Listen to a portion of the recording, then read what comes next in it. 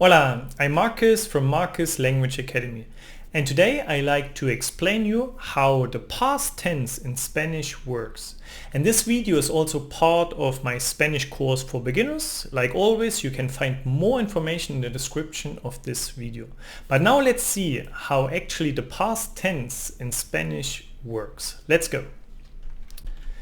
In Spanish, we have actually three different past tenses. The first one is called indefinido, the second one is called perfecto, and the third one is called imperfecto. So that's a little bit tricky because in English normally we have just two past tenses, the simple past, no, and the present perfect, okay? But here we need to understand in Spanish where and how we use it, okay? So in this video I will explain you what's the difference in the use of these three past tenses. So let's start with the indefinido, okay?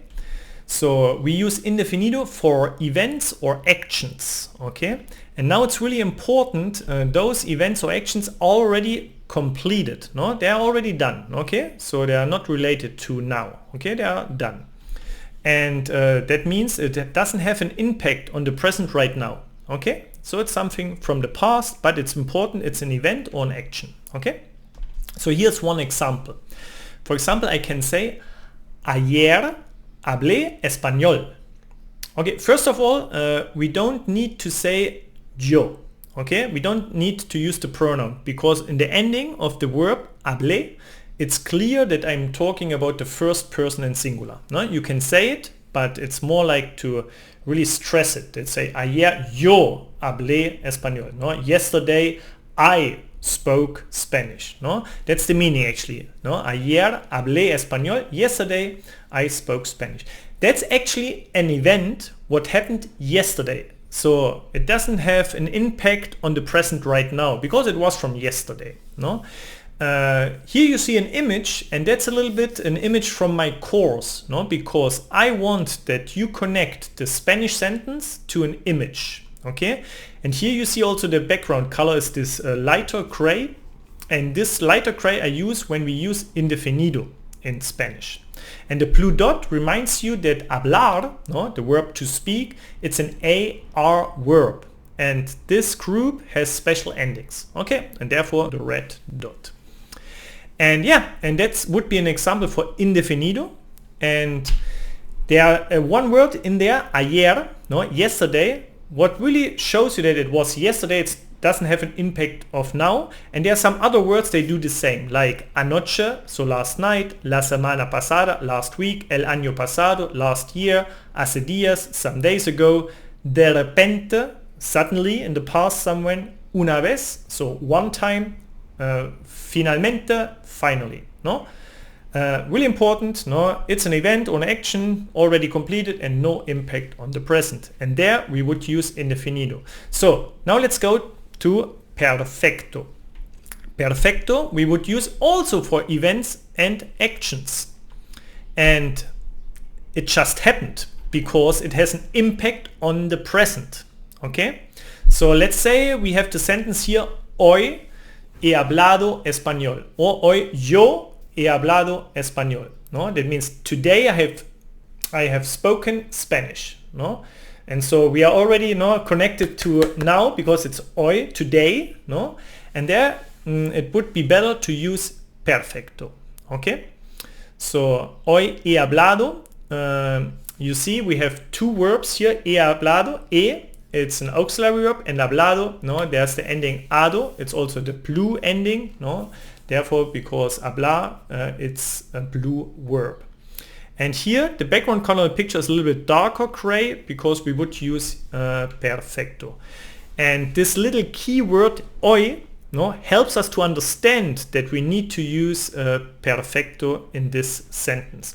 There are more words like esta mañana, no, this morning, it's also related to now. Esta semana, this week, because we're still in this week. Este año, this year. Últimamente, ultimately, no, hace poco, so like little time ago, so we are really connected to now. todavía, still, ya, nunca, so never, or already. Okay, so when we have those little words, please use always perfecto. Okay, so now we talked with indefinido and perfecto about events and actions.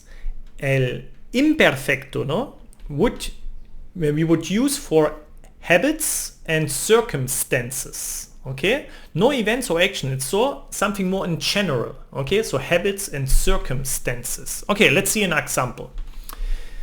Siempre hablaba español, or siempre yo hablaba español. Okay, I always spoke Spanish. Always, the little word siempre makes it to an habit or to the circumstance. It's not just an action or an event, no, it's circumstances in the past, and therefore I would use imperfecto, no, siempre hablaba español. And here again we have the blue verb, so there are typical endings for the blue verb, so it's in this case for yo, for I, it's hablaba. The background color of the image is black, because black shows me, okay, I have to use in this sentence imperfecto. Okay, and like always, we get a little bit help with those little words like siempre, always, no? We can also use antes, before, siempre, always, normalmente, so normally, no? It's like a habit.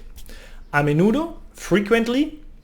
Muchas veces, so many times, no? Many times turns into circumstances or a habit. Cada día, every day. Todos los días is another expression for every day. Okay, you see in Spanish, no, it's a little bit more difficult to master the past tense, but because we have three and they really strictly depend on the situation. Okay, so remember indefinido, perfecto, it's for events and actions. The difference is if it has an impact or not to the present. And then we have imperfecto, there we talk about habits and circumstances in the past.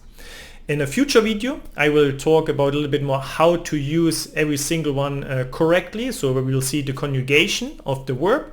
But for today I wanted just to explain you what's the difference of these three tenses. Yeah, that's all for today. I hope you liked the video. Please leave a comment where you struggle maybe in the past tense in Spanish, so I will answer to you and maybe help you even more. There, I will see you in our next video. So muchas gracias y hasta pronto.